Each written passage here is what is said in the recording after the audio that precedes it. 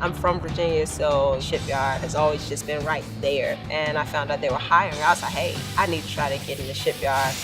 The pipe fitting program is a 3-week course, and we basically go from not knowing anything about pipe fitting to being able to actually put up pipe, the measurements, the sanding, the grinding.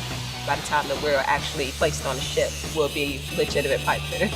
I feel like I've been in a program for 2 years with just all the information that we had to learn, but the hands-on really explained everything.